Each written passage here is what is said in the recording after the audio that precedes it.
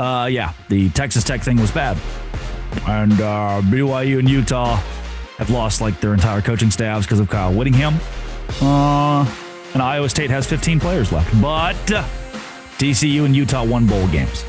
I'll talk about all the bad stuff, but can we get a little positive first? It's a Friday. This is Locked On Big 12.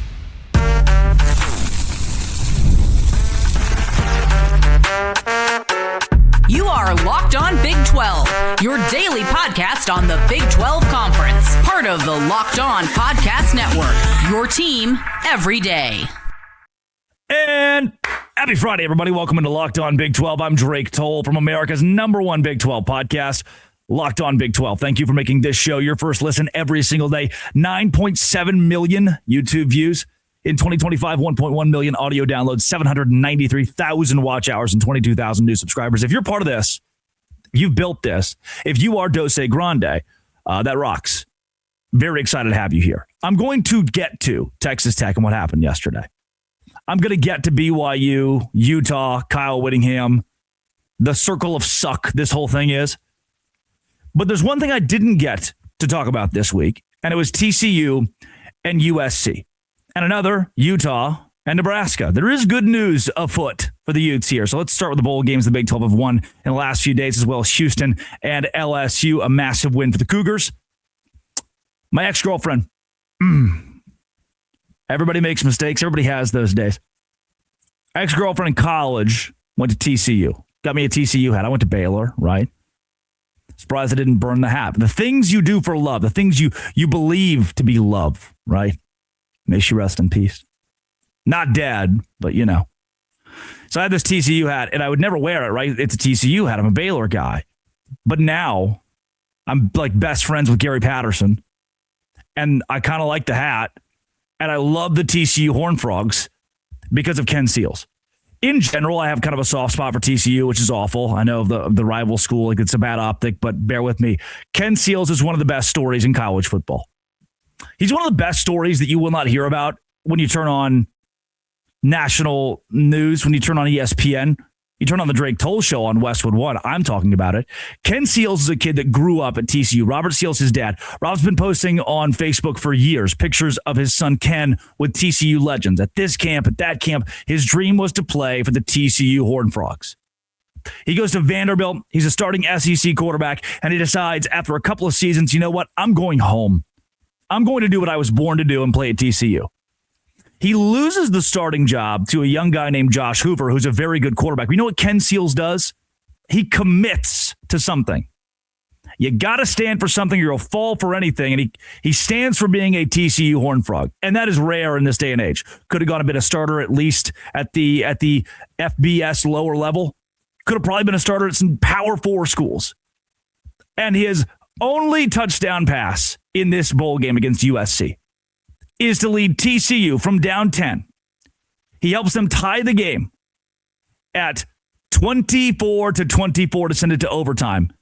And then on third and innumerable, Ken Seals, pass complete, 35-yard touchdown pass on 3rd and 20 to Jeremy Payne. Dump it off. Payne runs it in the end zone, and there's a video of Ken Seals immediately collapses on the field. That is what sports are for. That is what the Big 12 is made of. That is what makes this place special. You watch Texas Tech lose and you think, what is there to hope for? What is left to be happy about? Ken Seals. That there are good people. There are human beings that walk among us in the Big 12 that represent this conference so well. And TCU knocks off USC. Massive win for the Big 12 conference. Massive win for Ken Seals, the TCU kid. He is the heart of what the Horned Frogs are. Then there's Utah, Nebraska. 44-22. This was a game at one point. It was 14-14, and I'm like, dang, Matt Rule got hands. The line moved. When the week started, it was like 17. for Utah to win the game. Vegas was like, yeah, they're going to win by 17 points. And then slowly but surely it moved under 14, leaning heavy in Nebraska's favor. The bettors love Nebraska because Kyle Whittingham left Utah. There was uncertainty with opt-outs, uncertainty of who's going to go into the transfer portal. We know that Mekhi Nelson's a very good running back for Nebraska. We understood Dylan Raiola would not play, but is that really that bad? And it's a close game at first. I'm like, man, what did Vegas know when they started changing this line? But at 44-22, can we start asking the question, why in the world is Matt Rule a head coach at Nebraska, a head coach in the Big Ten, 7-6 this season? Exact same record as Mike O'Reilly when he was at Nebraska. Remember that guy? He's the one that replaced Bo Pelini. Bo Pelini, good football coach. Riley comes in, sucks. Comes in from Oregon State, sucks. That's what you get for firing Bo Pelini. And in this game for Utah, it wasn't just, they found a way in the end. No. Devon Dampier, listen to this stat line. Oh, my gosh. 19 for 31, 310 yards passing, 2 touchdowns, no interceptions. 19 carries, 148 yards, 3 touchdowns. Long carry of 43 yards. I was participating in some New Year's Eve debauchery when I was watching this game, so I didn't have the best opportunity to tweet a lot. Couple cervezas, was on a date, went to a concert. But watching this on my phone while I was driving, bought a car too. I had a busy week. Watching this on my phone while I was driving, reluctantly, don't do that. People don't understand. Like, oh, this guy hates Utah. No, I like Utah a lot because I get it. They're one of the most hard-nosed, tough, football-committed schools in the entire Big 12. And that rocks really hard. I commend you. I'm proud of you. This is a big win for the Big 12. Another big win for the Big 12 Conference, the Houston Cougars over the LSU Tigers. Ba-ba-da-da, ba-ba-da-da. That's the John Cena music. LSU spotted a 14-point lead. A Houston team, 66 4- and 5-star players for LSU, 6 for Houston, and they get it done. 38-35. And it was worse than the score indicates, mainly because Houston gave you a 14-point cushion, and LSU had to come back late in the game to even make it reasonable. The Houston Cougars, 437 yards on an SEC defense. Willie Fritz, 207 rushing yards for their offense. Held LSU to 24 carries for 77 yards. Willie Fritz, Houston had the ball for 38 and a half minutes. Willie Fritz may be a top 3 coach in the Big 12, but you're not ready for that conversation. Yes, he is old, no doubt. But the man wins football games. And he beat the SEC, making the Big 12 look very good. Congratulations, Houston. TCU, Ken Seals, make a grown man cry. A grown man cry. Utah, dominating Nebraska, exposing Matt Rule, make a grown man cry. Houston, beating LSU, the SEC sucks. Bad. Coming up, Texas Tech might also kind of suck bad. This is Locked On Big 12. Today's show is brought to you by Rugiet. Man, it's a conversation we don't have very often, but we should talk about probably a little bit more, at least be open about it. Rugiet can help you when the time is right in the bedroom. Texas Tech fans, stress can be a big factor in diminishing your drive, if you know what I'm talking about, or keeping you down, I'll put it that way. Following that loss to Oregon, it might be tough for the next few days to get up, But not if you take a Rugiet. Up to 36 hours. It works for up to 36 hours. With this little mint under your tongue, it absorbs fast. 150,000 men have already made the switch. You've been thinking about taking the next step. Now is the time. Go to Rugiet.com/LockedOnCollege. RUGIET.com/LockedOnCollege to get 15% off your order for a limited time. Rugiet ready. Feel present. Feel confident. Feel ready with Rugiet. Oh, Texas Tech. That sucked. That sucked. But I want you to understand, I am in your corner in saying the following. The College Football Committee did not put you in a good scenario. Texas Tech is now one of 6 college football playoff teams to get a bye and then lose. And lose badly. Most of them barely score in the first half. That was the case here for Tech. They didn't score in the whole game. It is a broken system you are subject to. And Oregon who had a worse resume than Texas Tech, got the benefit of playing a warm-up game. We have learned now that the whole rust factor, is there. It is real. Well, Indiana beat Alabama. Indiana is one of the greatest teams maybe in college football history. Don't. Like, oh, that's a stupid No, it's not. I just watched them beat Alabama 38-3. Watch the games. If you do, you understand how good Indiana is. That's an outlier. At the time of recording this, 7 games have been played for teams that had bye weeks. 6 of them lost. If you go 1 for 7 in your MLB career, you don't have an MLB career. You get cut, fired, you lose your job. For Texas Tech, I want to come to your rescue here and say this isn't entirely on you. The broken system is not going to benefit you. I think it is inarguable.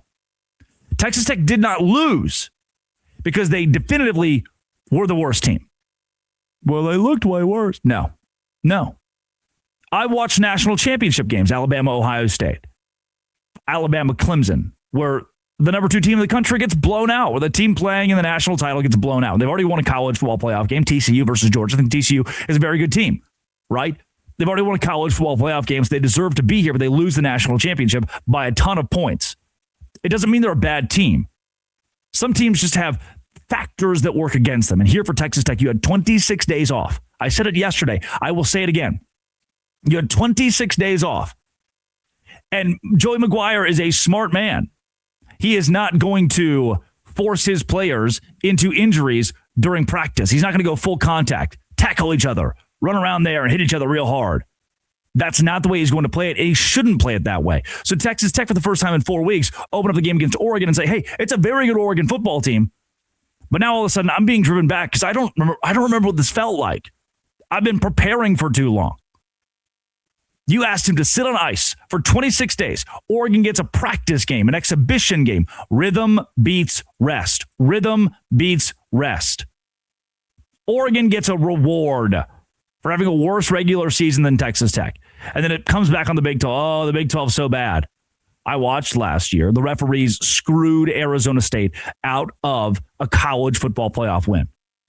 Gave Texas a touchdown for a receiver who did not catch the ball. There were phantom flags everywhere, but genuinely, watch back a replay. There's a Texas receiver who does not catch a ball and is given a touchdown. There's no review. Arizona State would have won the game, but a free 7 points were awarded to Texas. That is bad, wrong. The Big 12 was on the precipice, the doorstep of winning another college football playoff. Well, the Big 12 must suck. No. Sometimes really good teams lose to really good teams.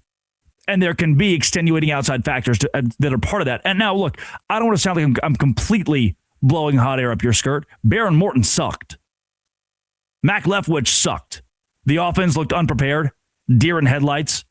Oh, what if we get the ball to the outside? We'll beat you with our speed. Nope. Oregon's there. It's a great Oregon team. It's a very strong Oregon team. And I don't know if Texas Tech didn't realize that. If they had blown out so many opponents this year, they felt like, okay, we can just do the same thing to Oregon. But the answer is no, you cannot. And it was a bad showing, a brutal showing for the Big 12 Conference. Do I think that Oregon is unequivocally better than Texas Tech? No, I do not. You play this game again, I think it's much closer. Because Texas Tech's defense dominated. It was a one-game incompetence by Baron Morton. And it's not just Baron Morton, man. I've watched the NFL. I've seen Josh Allen do this. Josh Allen's a very good quarterback. We know that. Until he gets the biggest moment, until the light's the brightest, until it comes that, Josh Allen, you got to go out there and be elite in this playoff game. And he just pukes all over himself. Throw up everywhere. That happens. It happened to Baron Morton. You replay this game, maybe it does. Maybe he stops lobbing the ball to the Oregon defense, saying, here, I don't even care. Intercept this. In all, I was obviously disappointed for Texas Tech. They had opportunities abound to try to come back and win that game. Oregon kicking field goals. Oregon missing field goals. 16-point lead. You can still go 2 touchdowns here and tie the game. Tech's in a first and goal scenario. And by the time we get a third and goal, Baron Morton is lobbing it in double coverage. Just catch, snap, throw, hope for the best. And every time Oregon's like, yeah, I don't know. I guess I'll pick this off. Just bad, man. Wasn't fun to watch. Bad representation for the Big 12. People are going to say the Big 12 sucks. And they're wrong. They're casual viewers. They don't know what they're watching. The SEC is the true bad conference. the SEC is the league that can't seem to put it together. But for Texas Tech, gosh, you could have at least made it a little bit closer. And people who are not ball knowers are going to watch the game. They don't even watch the game. People who have opinions mostly don't even watch the games. They just show up and they're like, wow, Texas Tech sucks. They don't know they have one of the best defenses in college football that stopped Oregon for almost the entire game. But it was the offense, Baron Morton, namely, I'm pointing my finger directly at you, Baron Morton. It was the offense that gave the ball to Oregon, gave Oregon great field position, and the Ducks ultimately won the ball game 23-0. It was a blowout. I'll give that to you. Coming up, speaking of blowouts, the BYU and Utah staffs are being blown out. It's Locked On Big 12. Hey, today's show is brought to you by my friends at FanDuel. FanDuel is exactly where I go to place bets on the NBA. Fridays, 6 to 7:30 Eastern in the PM. You go to FanDuel, they're always running surprises there for their happy hour, their NBA happy hour. I love FanDuel because the live betting. The live betting is probably my favorite part. Middle of the game, and I think so-and-so is going to come back. The Spurs are going to come back and win against the Knicks. I'll go bet it. Fridays, 6 to 7:30 Eastern. It's appointment viewing in the NBA happy hour. Opening the FanDuel app during happy hour always brings something new. Go to FanDuel, the official sportsbook partner of the NBA. NBA happy hour at FanDuel. Check it out. Download the app today.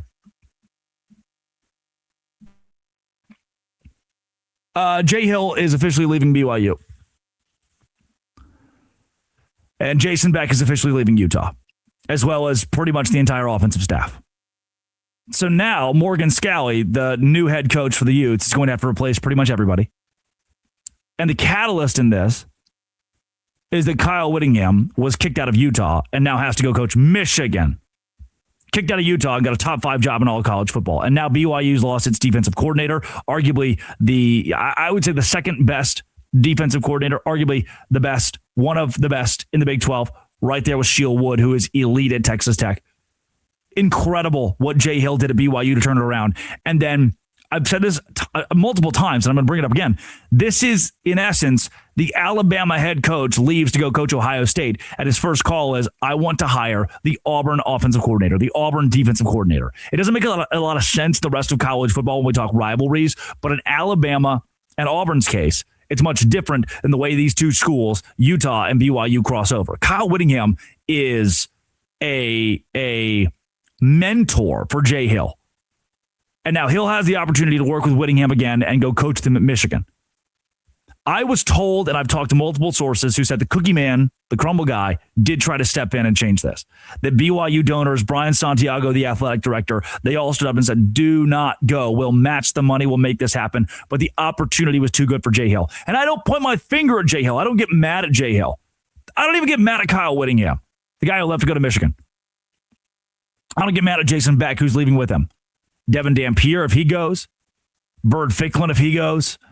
Who knows what's going to happen to that offense? Who knows what's going to happen to Utah? The players who, if you're a defensive player, if you're a cornerback, if you're a defensive tackle, and you say, I want to play for Kyle Whittingham, that's my head coach, then you're going to transfer to Michigan and probably make more money than you would have at Utah. And the athletic director, Mark Harlan, this starts with him. He's the guy who said, I don't think Kyle Whittingham should coach here anymore. He's too wishy-washy. Yeah, I don't think the statue guy who keeps winning should be here anymore. Yeah. Smart, huh? How's that working out? So then Jay Hill gets this pitch from BYU, and he's like, man, it's just too good of an opportunity. Maybe I do want to be a head coach one day. And I've been told health issues could keep him from it, but he should be. If somebody like an Arkansas had pulled the trigger on Jay Hill to be their head coach, Iowa State had pulled the trigger on Jay Hill to be their head coach, it would have worked out very, very well. Nobody did. Now he can build his resume to do that at Michigan. And with Jason Beck gone too, I wonder, the Big 12's losing some of its best coordinators. The Utah offense was electric this year. In the worst game they played, the worst win they had, that game against Kansas State, they scored over 50 points. The offense was the catalyst when the defense fell apart. I trust Beck.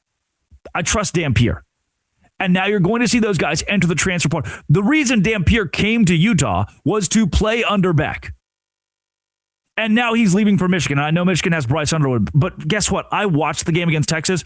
Bryce Underwood is not a very good quarterback. I saw this year, Devon Dampier is at the Power 4 level. He could walk into the Big Ten and compete. He could walk into Michigan. Imagine that. He would go from leading Utah this year to a 10-win season and a bowl win over 7-6 Nebraska to being the starting quarterback at Michigan in the Big Ten with a chance to go to the college football playoff and win a national championship. Now, I'm not saying that Utah's a bad place to play, but we're talking about Michigan, one of the top 3-5 schools all time in college football. You get that call, you get that offer, you get that opportunity. They have a better infrastructure to win a national championship than Utah does, a better infrastructure than anybody in the Big 12. And it all goes back. BYU's losing an incredible defensive coordinator, a catalyst for why they're good. They will likely lose players who will transfer to be with him. BYU very, very well may lose Aaron Roderick. And Bear Bachmeier probably wants to play with Aaron Roderick. Bear Bachmeier could leave, could see the door if Roderick decides he wants to go to Utah. That's the word on the street is that Morgan Scalley and Aaron Roderick could be in conversations. So because the athletic director in Salt Lake City told the legend, I don't think you can be the head coach here anymore. I'm sorry. Please go sit in the corner. You can observe. You can be our wise sage who we ask things to. Ride off into the sunset. Put your bum in Cancun. Hang out, sipping a pina colada and a Mai Tai. Because the athletic director said that, Kyle Whittingham said, fine, I will gut your program. When he left, he said, I wish nothing but the best for Utah. I want to leave them in a great spot. I want to root for them. I want to support them. And then he also did what's best for him, and I don't blame him. Hey, I love Utah. I wish them the best. Rooting for them. See you guys later. And I'll take him. Oh, and by the way, BYU, I'll take your best coordinator. Maybe the best coach on your staff. Could be. I'll take him. He's mine now. Thanks, guys. Mwah. Bye. 5-year contract in Michigan. Kevin Harlan, what say you? Yeah, first and foremost, the Big 12 referees are terrible. And second most, yeah, I feel like Kyle Whittingham's too old to coach. I don't think we can do this anymore. He keeps telling me he might retire. I hate that. Make up your mind. Indecisiveness sucks. I want Morgan Scalley. Yeah, he's never won a game as a head coach in college football. Never been a head coach in college football. Sure. Yeah, it's a risk. But that's what I want to do. Get lost, Kyle Whittingham. I'm Mark Harlan. I can do whatever I want. It's back to me talking, Drake. Mark Harlan has not held a press conference to talk about why he didn't allow Kyle Whittingham to come back, but I think it would sound something like that. He would certainly comment on the officiating in the Big 12, and then from there talk about how Morgan Scalley is the next guy. I just don't think you can be an athletic director at a Power 4 school and not have foresight. Not have the foresight to look around and go, yeah, shoot, I probably should keep the legend in-house. I probably shouldn't kick that guy out the door because the second I do, it's going to set a ripple effect, ramifications across the conference. It's going to make the Locked On Big 12 guy look like an idiot because he's going to say at the beginning of this process, I mean, I said it. I was 10 days early on Whittingham going to Michigan, pumping out content. And then what did he do? He goes to Michigan. Great. Oh, Locked On Big 12 guy has good sources. Those same sources said, hey, Jay Hill's as good as gone. Great. Locked On Big 12 guy posts a video. Jay Hill's as good as gone. Same guy calls me. Hey, whoa, hold the phone. Just kidding. Jay Hill's probably staying. All right. Locked On Big 12 guy says Jay Hill's staying. And now here we are, January 2nd, the year of our Lord 2026. And the Locked On Big 12 guy is walking it back again. Jay Hill's gone. Everybody just make up your minds. And as happy as I am with the Houston win and the Utah win, Arizona State loss sucked. I don't even want to talk about that. Don't even want to talk about their loss to Duke. As happy as I am with all this jazz, the certain jazz that's going on, not very happy. Not very happy that Jay Hill's leaving BYU. Jason Beck is leaving. Harding is leaving. The Utah staff is leaving with Kyle Whittingham just because the athletic director thought, that guy's too old. He's got gray hair. Can't be the head coach here anymore. Yeah, that always works out well. Holy backfire. Sorry, was today's show was that too harsh? I'm sorry. I didn't mean to be. The Drake Toll Show, by the way. If you subscribe to it on YouTube, follow it on Twitter, subscribe to it wherever. Tom Herman? Herm Edwards. Herm Edwards was on today. Pretty awesome. This has been It Always Will Be. Locked On. Thanks for making it your first listen every single day. Dose Grande.